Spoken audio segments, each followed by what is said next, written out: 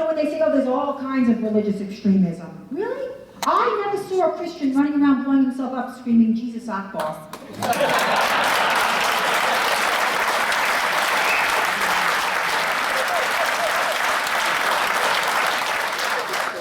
Ever. And they go back decades to Timothy McVeigh. He didn't kill in the name of Jesus either. I never saw a Jew blow anything up and say, Hashem Akbar. It's a lie. It's a big fat lie. And the fact of the matter is that peaceful Muslims should stand with me. I oppose the jihad, and I oppose the brutal and most oppressive ideology on the face of the earth. They should stand with me. They come to free countries to live free lives. You don't impose restrictions on free speech like that Islamic cleric who was gloating to his congregation that I had been canceled. Condemning me. Why isn't he condemning the Canadian jihadi who wanted to blow up the train over Toronto to New York?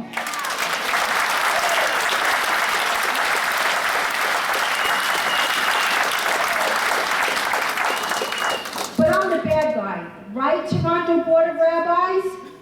Where is the Toronto Board of Rabbis on the hadiths and the Quranic quotes that call for the annihilation of the Jews?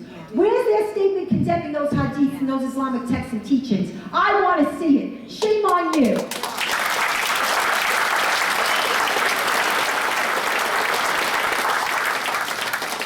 What you probably didn't hear about is, in addition to that campaign, 100 ads ran on the back of buses that said, not just, okay, in any war between the civilized man, support the civilized man, defend the Nigerian Christians. They're being slaughtered en masse by jihadists. Support our troops. They're being slaughtered by jihadists. Support America. Oh, I love her. Support the Coptic Christians. Support Thailand. The Buddhists are being slaughtered. Like, people don't know this. So this campaign got an enormous amount of publicity, and while it was vicious and it was vile, and I was named a racist, Islamophobic, anti-Muslim bigot, I did get to go on television. It's not about me being on television, because if I want to be on television, I'd rather be singing, okay? It's not like that. It's that to get the message to the people. And if you want to see in a very interesting exchange, I was on with Erin Burnett, and you can see us debate this ad. And I got so much mail after that by people who never hear it. That's why I do these ads. To teach people that are only getting the tripe and the garbage that the media is piling on. Now,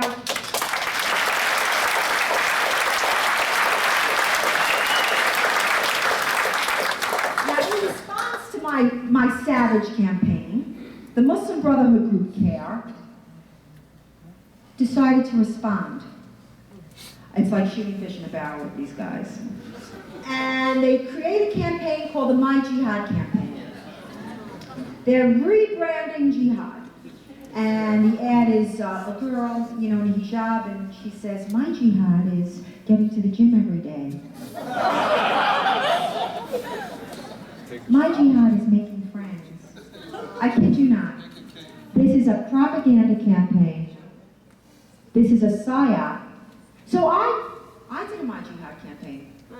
I took 5 high-profile Muslims with their direct quotes. I took the Times Square bomber, and he said, jihad, holy fighting in Allah's cause with full force of numbers and weaponry is an obligation and duty in Islam and on every Muslim. That's his jihad. What's yours?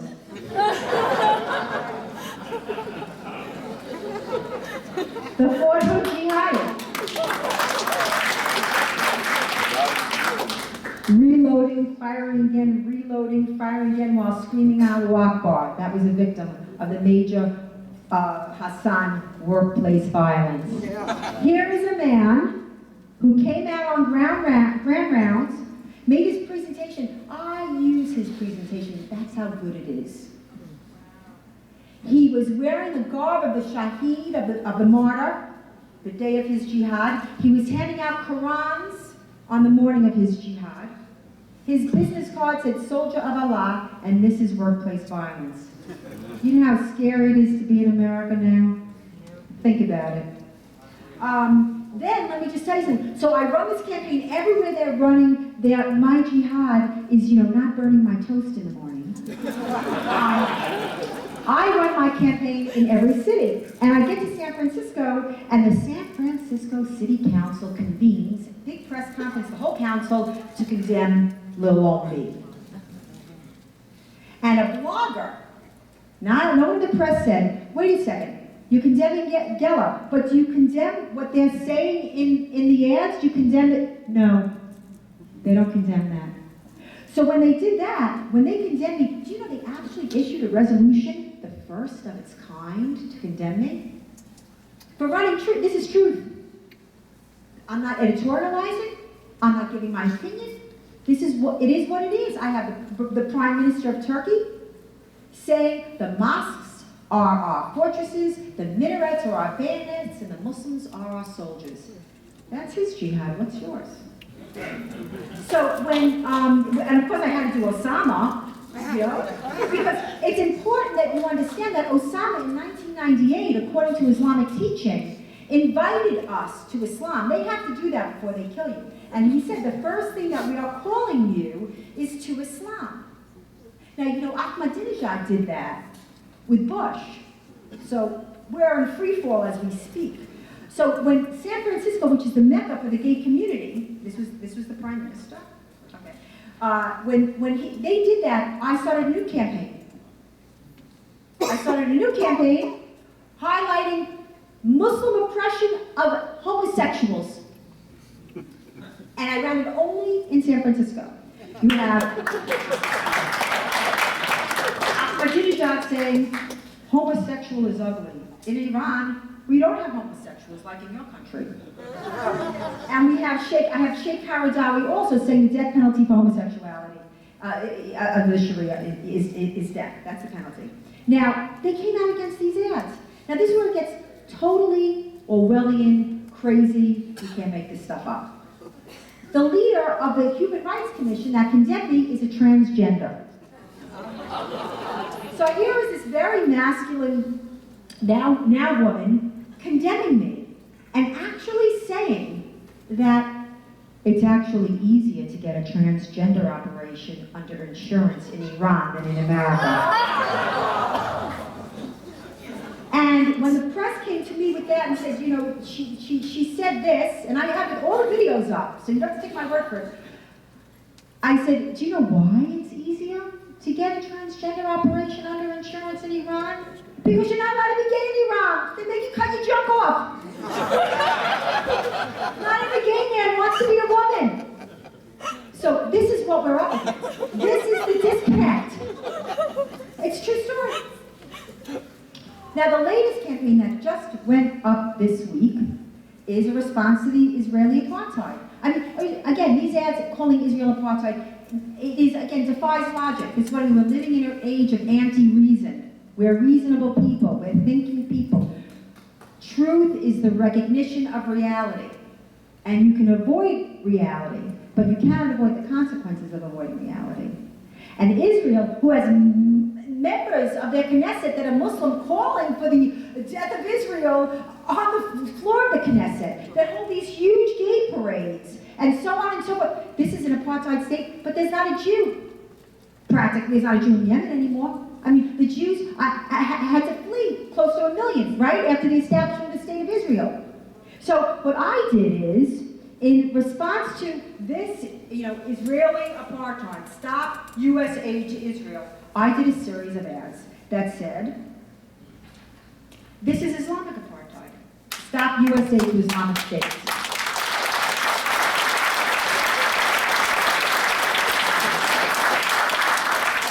This just went up. Here, this is a picture of the highway sign in Saudi Arabia. This is the actual highway sign showing one way for Muslims and the other way you have to get off. No non-Muslims in Mecca. That's apartheid. That's apartheid. Now, usually, just so that you know, I bring little billboards with me so you can see it much better. But I was afraid I'd get stopped for hate speech at customs, so I took copies because I do have to get home. Not that I don't love it. This is Islamic apartheid. This is an actual photo Actual photo of gay men being hanged, and it says gays under Islamic law. Stop USA to Islamic States. Here you go. This is a woman. This is a woman being whipped in Indonesia, and it says in many Islamic countries, rape victims are tortured or killed if they don't marry their rapist. That's true, you know many women are rotting, the majority of women that are rotting in Afghan jails is because they were raped. So these, I think, again, now the media hasn't covered these, because in a way they know that even though it's hostile, and I don't mind that it's hostile, this is war. All is fair in love and war. I'm not going to whine that the playing field is not fair. My line in the sand is freedom of speech, because I know my ideas are better. I know it.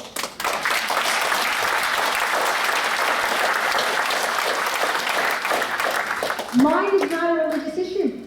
The premise, the font of all of my ideas is individual rights. And I was born in a country, the first moral government in the history of the world, the first government ever that was based on individual rights, the principle of individual rights, and everything noble and brilliant and magnificent that we achieved as a nation was a logical fidelity to that principle. And it's in trouble, and I'm going to fight. And that's why I do what I do. And so anyone that says that I am anti-Muslim is just, again, smearing, defaming. They're implying that all Muslims support jihad. That's what they're implying. And also the media is making it impossible for any Muslims that would actually stand up. Look, when the Christmas underwear bomber was arraigned in Detroit, remember he had a bomb in his sack? And he sat in row 19A so that it would explode over the fuel tanks. Everyone talks about, oh, these are just crazy. They know exactly what they're doing. So when he was arraigned in Detroit, there was a small group of Muslims that were protesting against him. No, it wasn't a lot. Okay, it's all good. And I'm going to tell you, the organizer of that small rally had not one, not two, but 3 death fatwas on his head within 24 hours. And who does the media go to? They go to all of the Islamic supremacists who, according to an internal captured document in that Holy Land Foundation trial, their stated goal is to eliminate and destroy Western civilization from within. And they are doing it. They are doing it because the Toronto Board of Rabbis is condemning me, not them. And the fact is, I don't worry about the fanaticism of the enemy. I worry about the confusion on our side. Yeah.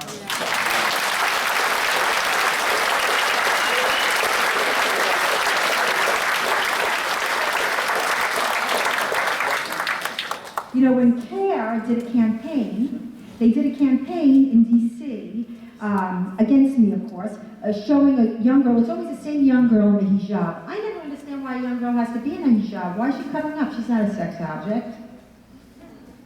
Young girl in hijab next to a Quranic verse that's been abrogated, by the way, because you know about abrogation. The first stage was peaceful. The second stage is defensive jihad, and of course the third stage is offensive jihad. And when asked about it, Muhammad was asked, you contradict yourself from over here, peaceful, to here, which is it? And he said, whatever comes later, it supersedes, abrogates. Now you ask any Islamic scholar about abrogation. Abrogation is very much a part of Islamic doctrine.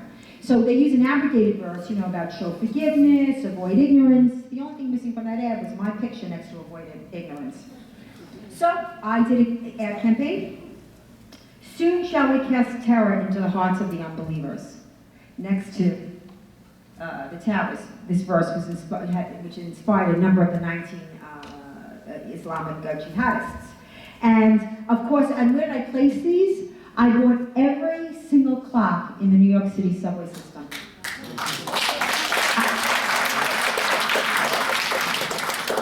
Every lit up clock. There was the clock ticking, there was this. Clock ticking, there was this. So that's why I do what I do. I do what I do so that you understand, it's to educate the people. And why is that so important to me? Because it's the answer. When people say, oh, what can I do? What can I do? Plenty. First of all, I don't know what it is about this problem that people say, oh, it's overwhelming, you know, I can't solve, it's global, I can't solve it. Why does everyone look at, you don't look at your life like that. A doctor, when he's treating the patients, he doesn't say, I can't cure the whole world. You don't have to cure the whole world. You have a sphere of influence. You reach, you have a certain amount of people that you reach. Speak. Speak everywhere, anywhere, every time, in any legitimate form. You don't need a national platform. You know during the course of your day, you hear things that you know are wrong. You know it. And you don't say anything. Start speaking.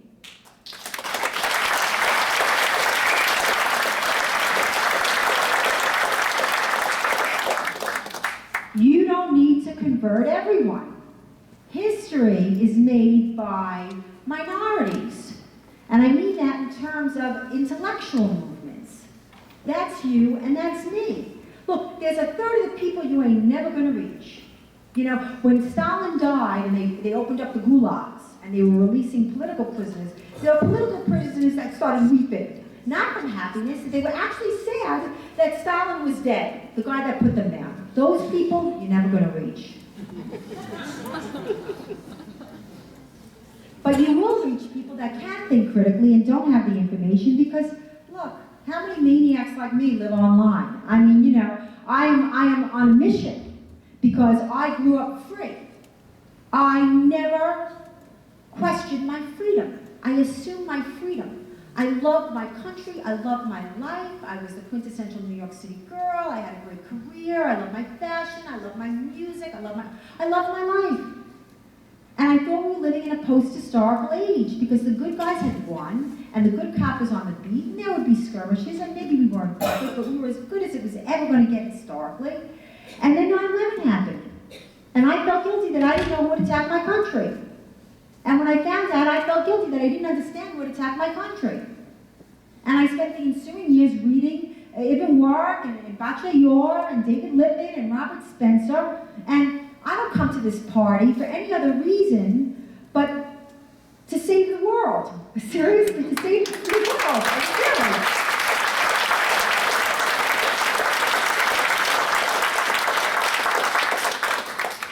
First, learn everything. That's my advice to you. First, learn everything. Forget about politics. You happen to be very fortunate with your prime minister, and I would do everything in my power to keep him in power.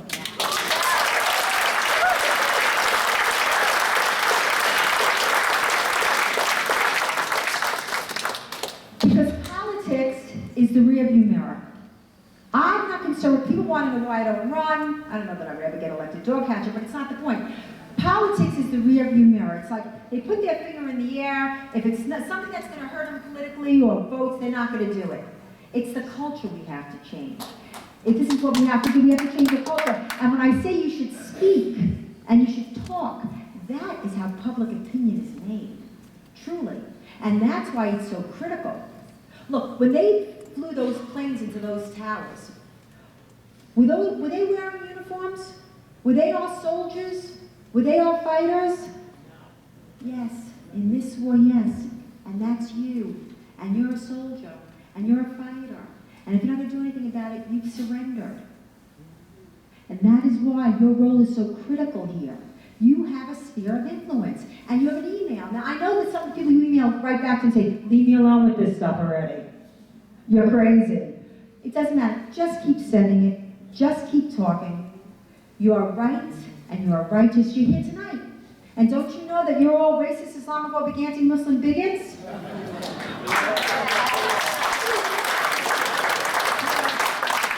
When that Aqsa Parvez, that young girl who was murdered by her family because she wouldn't wear the hijab, and she was in an unmarked grave, and it irked me so that at Atlas and other blogs raised the money to put up a gravestone. Not a political gravestone. I can tell you, because it was all ready to go. I was working with Mr. Phillips at this cemetery, and the stone was a beautiful stone, a marble stone said, Aqsa Parvez, beloved, remembered, and free. That's it. That's it. we raised $4,000, and at the last minute I was told, we can't do it. I said, why? They said, the family. I said, okay, give me the number for the family. I'll make whatever changes the family wants. I called the family, and I said, hi, you know, we raised money, we want to put the stone in, I understand you're not entirely happy with it. What can I do? And I will do it. And the woman on the phone said, I don't speak English, and hung up on me. All right, so I said, okay. So I called the cemetery, I said, we'll raise the money and buy the plot next door. No, they said we can't do it. I said, okay, I'll buy a rock, a tree, a leaf. No, I couldn't do it because it was owned by the Islamic Society of North America. So all of a sudden, something that I thought would be so simple became a huge problem. Then there were people in Canada scouting locations. It was really great, actually. It was fantastic. And one of my readers found a location at the Arboretum at the University of Guelph. Is that how you say it? Guelph? Yeah. What? And one of my readers was a horticulturalist, and he designed the garden, and we had different flowering bushes 4 times a year, and the rock and the bench, and really so lovely. And had to send the check, and then I got a letter from the University of whatever that said, I'm sorry, we can't do this, it's too political. A memorial for a girl is too political. But it speaks to you that I was able to raise the money. It speaks to you that we're here tonight. It speaks to you that there was an overwhelming response to these jackbooted thugs at the York Region Police. Believe me, they did not have a good couple of weeks. Nor should they. And nor should they. You know, it's funny. I always had a fondness in my heart for Canada because my first kiss was in Miami Beach when I was like 14 years old by a French Canadian. And so, and it was, you know, it was one of those where I'm talking about it like 7,000 years later. But I'm just saying that I've always had a very warm and delicious feeling towards this country. And, you know, you did not disappoint. Actually, you delivered on Serge's kiss. And I want to thank you for being here. I want to thank you for coming. And I want to thank you for fighting the great fight.